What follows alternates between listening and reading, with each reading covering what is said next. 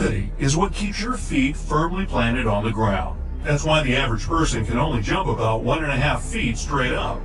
But if we had to live on another planet, say Venus or Saturn, let's find out what difficulties we'd have to endure there. We'll try Mercury first, as it's closest to the Sun. The gravity on this planet is less than half that on Earth, so you'll be able to jump about 4 feet high. That is, if you can stand the temperatures.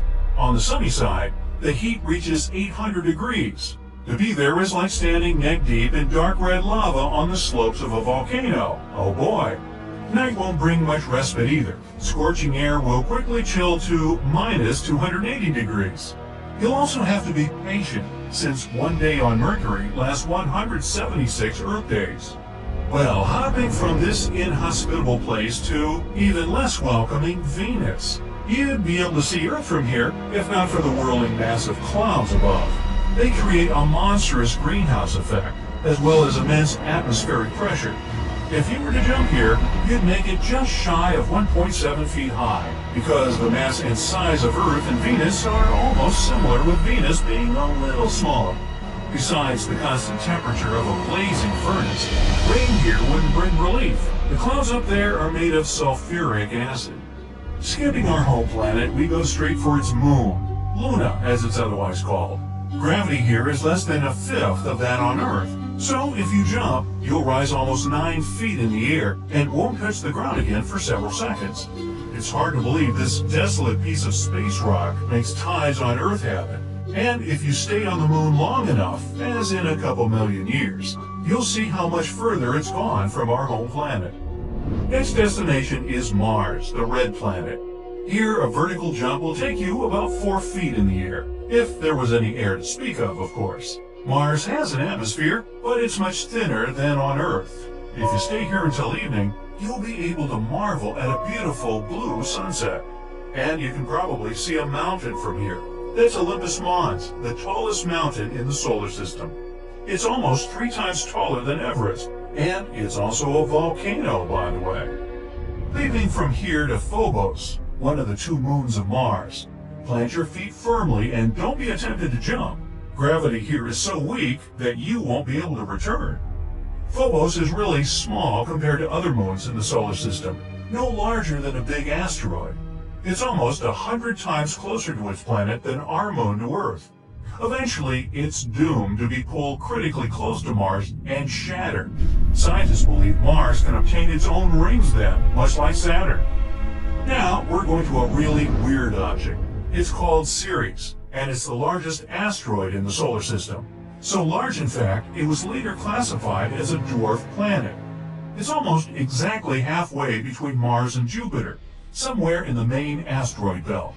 If you jump here, you'll be taken up almost 52 feet and then slowly fall back. Ceres is so massive that it accounts for 1/3 of all mass in the asteroid belt. Fast forward to the next waypoint, Jupiter. Being a gas giant, this planet has no solid surface, so jumping here is irrelevant. But if you must, you could only hop about 6 inches high.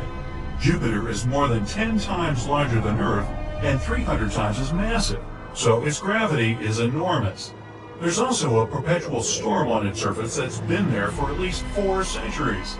Although it's getting smaller with time, at the moment, our whole planet could fit into that storm. Our next stop is Ganymede, the largest of Jupiter's moons. It's solid, so you can easily jump here and make it over 10 feet high. This moon is larger than Mercury, but its mass is significantly lower, which makes gravity rather weak.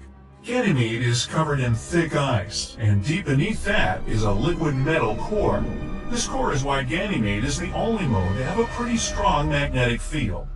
Next, we go to Saturn, the second gas giant of the solar system. It's only slightly smaller than Jupiter, able to fit 9.5 moons in it, but way less massive. If it had any hard surface to jump from, you'd be able to hop as high as 1.4 feet in the air, almost as high as on our planet. Saturn is most famous for its rings, which are particles of dust and ice left from impacts with different space objects. It spins so fast around its axis that it has flattened itself almost into an oblong shape. It also has 62 moons, only 5 fewer than Jupiter. Let's explore one of them right now. Hopping further, and here we are on the largest moon of Saturn, Titan. Jumping here will take you just shy of 11 feet high. The atmosphere of this moon is most peculiar. It's heavy and mostly consists of nitrogen, making the surface appear hazy. It's also made almost entirely of ice, but there's rock underneath, and water is only thought to be deep below, near the core. And one amazing thing on Titan's outside are cryovolcanoes, volcanoes that spew ice instead of lava. Next on our path is Uranus, another giant, only this one is made of ice. In fact, it's mostly similar to Jupiter and Saturn, but it has much more ice in its atmosphere and mantle. Jumping here will take you up about 1.7 feet. Uranus is also the lowest minimum temperature of all planets in the system. At minus 377 degrees, it's colder than liquid nitrogen, so you'll freeze right where you stand. Cool. Really? Our route continues with Neptune, the twin brother of Uranus. It's also an ice giant, and although a bit smaller in size, it's much more massive. Because of this mass, the gravity here is also impressive. You'd only be able to jump about 1.3 feet. 1 year on Neptune takes almost 165 Earth years, because it's 30 times further from the Sun than we are. In fact, this is the last proved planet of the solar system. But our hopping trip isn't finished yet. We're arriving to Triton, one of Neptune's moons. Gravity here is not extremely low, so a single jump would take you a comfortable 19 feet up. Triton is the only moon that moves in a retrograde orbit, that is, against the movement of Neptune around its axis. It also has a unique surface feature called cantaloupe terrain for its similarity to a melon. Next is the dark and lonely Pluto, formerly the 9th planet, but now no more than a dwarf planet. Its gravity is somewhat lower than that of Triton's, and you can jump over 25 feet high here. Pluto is too small to be a fully fledged planet. It's smaller than many moons, including ours. Its atmosphere appears and disappears at times. When Pluto is closer to the Sun, the ice on its surface evaporates to become the atmosphere. But as soon as it travels further, the gas layer goes away. So hold your breath. And finally, our final stop. It's Eris. It's a dwarf planet that travels in and out of the Kuiper belt, a second asteroid belt that's 20 times as wide as the one between Mars and Jupiter. Jumping on Eris's surface would take you up about 18 feet. This object was actually the reason why the term dwarf planet appeared in the first place. Astronomers wanted to call it the 10th planet of the solar system, but then reconsidered. And if they hadn't, who knows? Maybe we would have had even more planets afterwards. Oops, this just in. The universe really doesn't care what we deem planets or moons. It's too busy with important stuff.